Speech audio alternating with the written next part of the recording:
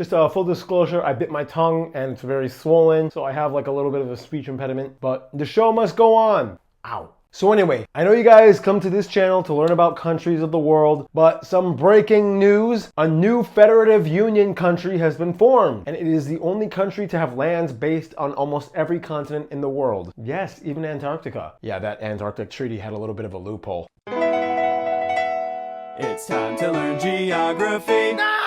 Ah, the ambasol tastes nasty. Ow. Welcome to GEOLANDIA, the most internationally acquiesced modern nation on Earth, and it was just signed into sovereignty. GEOLANDIA has a very unique way of structuring itself, but first, where is it located? Well, that's a difficult question to answer because it's kind of scattered all over the world and also technically anywhere. See, in 2024, the April Union was formed, and the sovereign states of Bandiatera, Sovontok, Limberwisk, Kitsikwaka, Ulilianalinulu, Patch Amberdash, and Volanka joined as a single sovereign state, which means the sovereignty of the nation contains the lands of Bandiatera, the floating atolls of Sovontok, the frozen fjord islands of Limberwisk, the Zakuska territory of Patch Amberdash, the underground desert domain of Kitsikwaka, Patch Island in the mid-Atlantic, Amber Island off the coast of Tanzania, as well as the Mongolia enclave, the two enclaved lands of Ulilianalinulu in the Sonoran Desert, and finally Dash Island in the middle of the Pacific Ocean's Polynesian subregion. Finally, in addition to a loophole in the Antarctic Treaty via the covert nation of Volanka, they have a legally agreed semi-leased land called the Vault, located on the Antarctic continent, where records and research stations are held administered by Volankan citizens.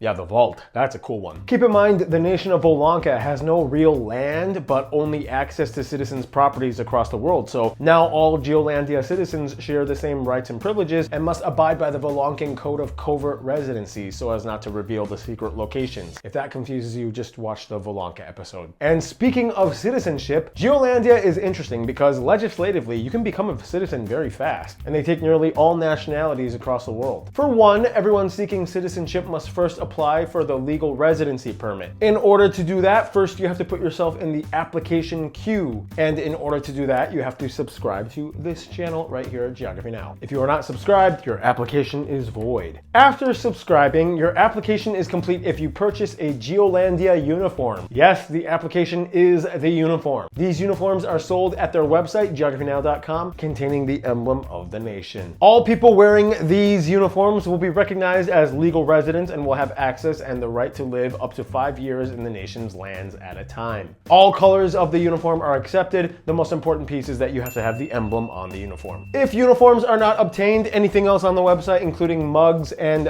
gym bags, are also included. Otherwise, to become an actual citizen, there are two ways. You can either obtain the miniature figurine of the founder of the nation on their other website, figureme.com, and once the figurine is presented at customs, you will immediately be granted access and recognized with full citizenship rights. If you do not have the figurine, the only other way you can obtain citizenship is if you are one of the few people that has approached and taken a picture with the founder of the nation. He travels quite a bit and may or may not announce his destinations globally. It's not always easy to spot him, so if you are lucky enough to find him, take a picture with him and you immediately gain citizenship. Otherwise, as an honorary citizen myself, I feel instead of just spouting a bunch of boring facts about GEOLANDIA, why don't I just tell you what it's like from personal experience? I have had the very lucky honor and privilege to have traveled across every single territory of GEOLANDIA in the past 10 years. In Bandiatera, I remember eating baobab fruit for the first time. I climbed an abandoned shop in Sovontok. Limberwisk was one of my favorites. I hung out with the Hush locals and harvested gulba fruit. Patch Island has some of the most amazing green scenery, and I saw a volcano for the first time. I had some of the strongest rum I've ever had in my life on Amber Island. I discovered ancient Roman sites in Zakuska,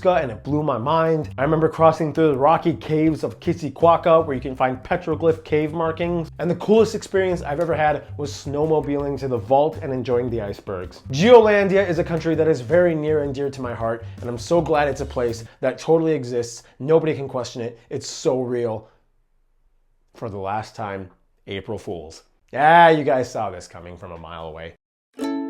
Hey geography peeps, before this episode ends, how would you possibly like to come with me to Zimbabwe for the last episode? It's just an idea, it may or may not happen, I don't know, but the company Tova Trip has decided to work with me and sponsor a group trip to Zimbabwe. I'm not trying to trick you, this is something you're gonna have to pay for, but if you think it is something you're interested in, take the survey right here. They want to gather information and they're going to start setting up a date for leaving, possibly in September of 2024. They just want to gather the information, see if it's possible. Take the survey in the link below. Also, I'm going to put it on the screen. And yeah, if we get enough people interested, it could happen. So hopefully I'll see you in Zimbabwe.